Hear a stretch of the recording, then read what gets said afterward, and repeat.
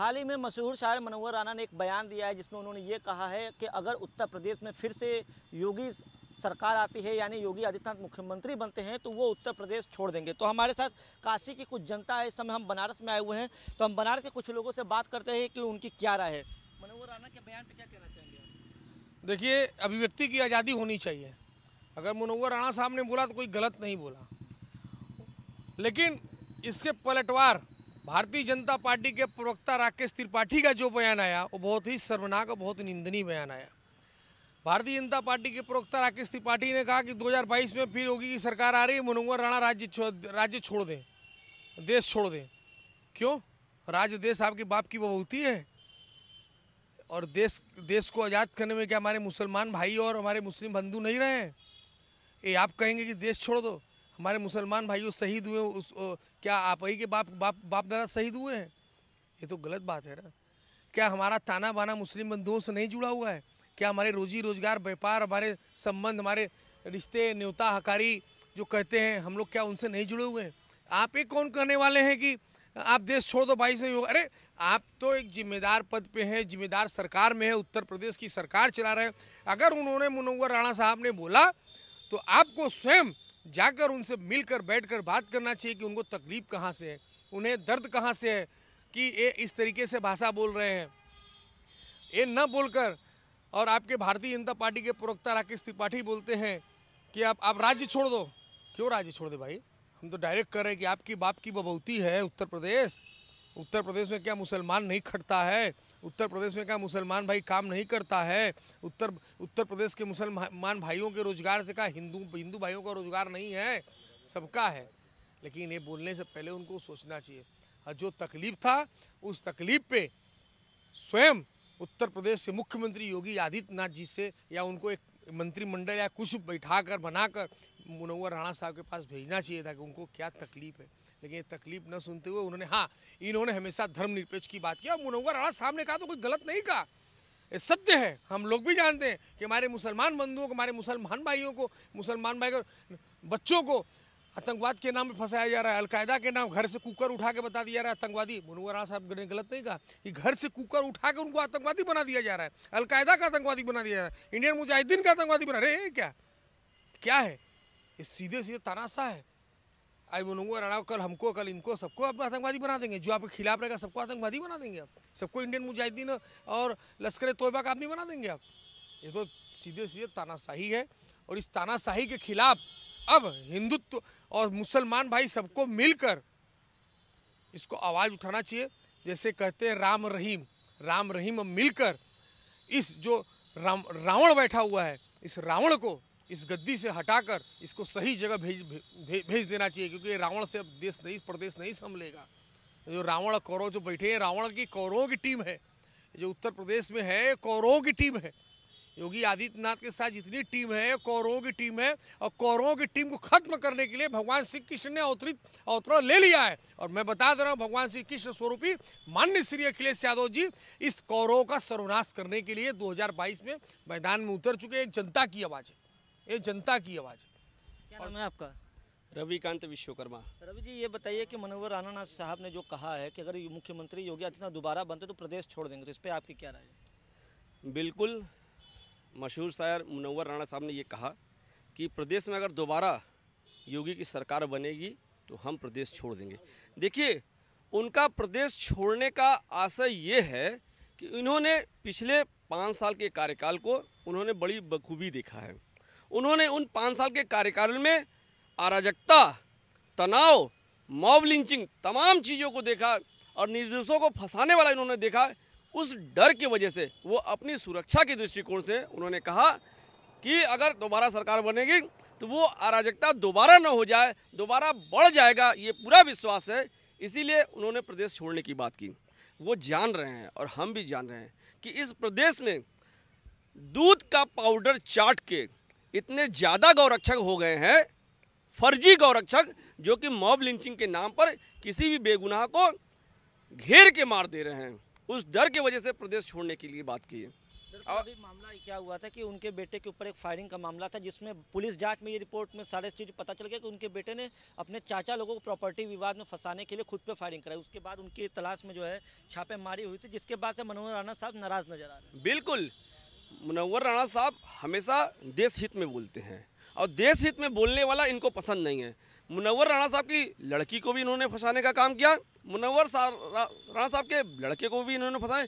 यही सब चीज़ देख के तंग आकर इन्होंने प्रदेश छोड़ने की बात की।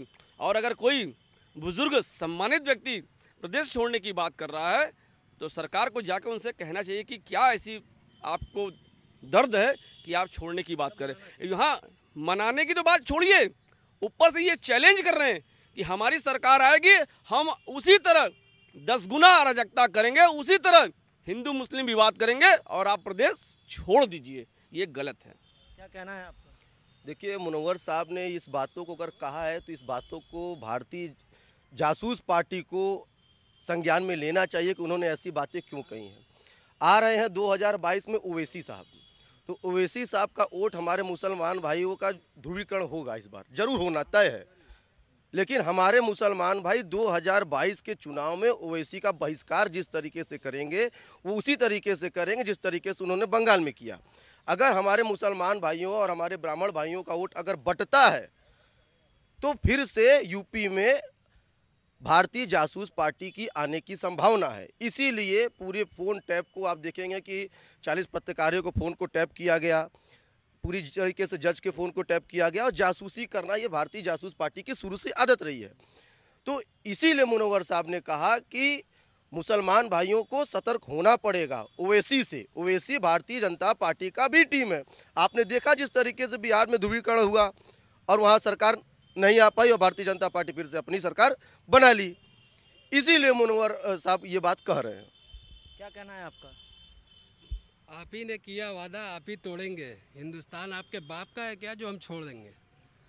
बस यही कहना चाहेंगे कि मोदी जी और योगी जी और जितने भी हमारे तमाम देश के मिनिस्टर और मंत्री, प्राइम मिनिस्टर, सीएम हैं, देखिए हम सब मिल के रहना चाह रहे हैं। हमें कोई तकलीफ़ नहीं है आपसे, ना तो आपके किसी मंत्री से। बस आप कार्य अच्छा करिए, आप कार्य अच्छा करिए। किसको क्या तकलीफ है उसके संज्ञान लीजिए। जैसे मनोहर राणा जी आज तकलीफ में है, कह रहे हैं कि अगर आपकी 22 में सरकार आएगी तो हम छोड़ देंगे। तो आपको स्वयं उनसे पूछना चाहिए कि किस बात पे आप छोड़ देंगे, आपको तकलीफ क्या है। आप यहाँ सेफ नहीं महसूस कर रहे हैं, ये हमारा हिंदुस्तान है और यहाँ हमें रहने का पूरा हक है। और जितनी हमारे हिंदू मुस्लिम जितने भी हमारे जितनी मेजॉरिटी अपने हिंदुस्तान में है, पूरी कंट्री में नहीं है। और हम लोग जितनी मोहब्बत और जितने अच्छाई से रहते हैं। 2014 के बाद कुछ अब हंसी भी आती है, बोलने के लिए शब्द भी नहीं है, लेकिन कुछ लोग जो है अंधभक्ति में बह गए हैं। हो सकता है अब जाग जाएंगे और आने वाले कल हमारा अच्छा ही हो। 2022 में देखते हैं कि क्या होता है। और रही बात ओवैसी जी की, तो ओवैसी जी उस टाइम आते हैं जब उनकी ज़रूरत होती है, वो आते नहीं, वो बुलाए जाते हैं। अब 22 में यूपी में आ रहे हैं, किस लिए आ रहे हैं? सिर्फ वोट काटने के लिए। तो उनका नाम ही वोट कटवा।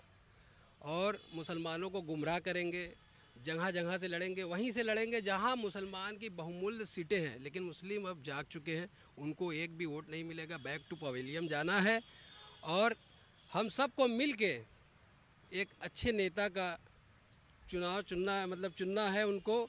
और देश के हित में हम सबको जागरूकता दिखानी बहुत ज़रूरी है आज के टाइम में। क्या नाम है आपका? मयंक यादव। अब मनोहर राणा साहब के बयान पे क्या कहना है आपका?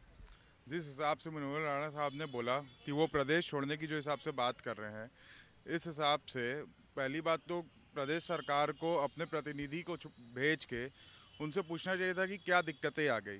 भाई प्रदेश का एक सम्मानित व्यक्ति है, प्रदेश छोड़ने की बात कर रहा है, तो उनसे उनकी दिक्कतें पूछना चाहिए, ना कि उनके पार्टी का प्रवक्ता ये बोले कि छोड़ने की तैयारी कर लें। ये बात गलत है। भाई आपने तो उत्तर प्रदेश अपने नाम पे तो करवा नहीं लिया है, या आप अपने हिसाब से लोगों को यहाँ की वो देंगे, रहने के लिए प्राथमिकता देंगे कि कौन रहेगा कौन नहीं रहेगा। और बात रही 2022 की, तो 2022 में जिस हिसाब से आप देख रहे हैं यूपी का माहौल है, आप अभी हाल में ही देखे होंगे जिला पंचायत और जिला ब्लॉक प्रमुखी के चुनाव में जिस हिसाब से भारतीय जनता पार्टी के लोगों ने आज जिस हिसाब से उन्होंने चीज़ें किया है वो आपने कहीं ना कहीं देख लिया होगा, ये किस तरीके से तानाशाही कर रहे हैं। जो इस अब तो जाहिर सी बात है, ये सब तरीकों की वजह से, इन सब इनके हरकतों की वजह से लोग जाहिर सी बात है प्रदेश छोड़ने की बात तो करेंगे ही। और अगर आपको इतनी ही चिंता है या आपको तकलीफ़ है कि कोई प्रदेश छोड़ रहा है या जो भी बात कर रहा है, तो आप जाके उनसे पूछिए कि क्या है प्रदेश में, शांति नहीं है, क्या है, शांति हो भी कैसे। आप ही के लोग तो हर जगह लोगों का नामांकन करते जा रहे हैं, जिला पंचायत सदस्य, तो उनका आप पर्चा छीन ले रहे हैं, पर्चा अवैध करा दे रहे हैं, ब्लॉक प्रमुखी में लोगों को आप उठवा ले रहे हैं। ये सब एक तरीका है कि आप ज़बरदस्ती हर एक चीज़ पे आप काबिज होना चाहते हैं। आपको कुर्सी इतनी प्यारी है कि आप ये नहीं जान रहे कि उस चीज़ में आप क्या गलत कर रहे हैं, क्या सही कर रहे हैं। और बात रही 2022 की, तो 2022 में जैसे कि आप ओवैसी साहब को वो ले के आ रहे हैं, तो वो कुछ नहीं कर रहे हैं, बस खाली एक तरह के आप ये देखिए कि मुस्लिम से ही मुस्लिम को वो लड़वा रहे हैं। मान लीजिए कोई पार्टी अगर मुस्लिम बहुल में मुस्लिम को टिकट देती है, तो वो अपना भी प्रत्याशी उतार के ही वो मुस्लिम से ही मुस्लिम को लड़वाएंगे और वोट काटने का काम करेंगे। तो ये हमारे साथ बनारस के कुछ लोग थे जिनका कहना था कि मनोहर राणा साहब एक सम्मानित व्यक्ति हैं, अगर वो ऐसी बातें कहे हैं तो सरकार को अपना प्रतिनिधि भेज के उनकी जो दुख है या जो तकलीफ़ें हैं जिसकी वजह से मनोहर राणा साहब ने ऐसा बयान दिया है, उस पर बातचीत करनी चाहिए। वाराणसी से सौरभ श्रीवास्तव।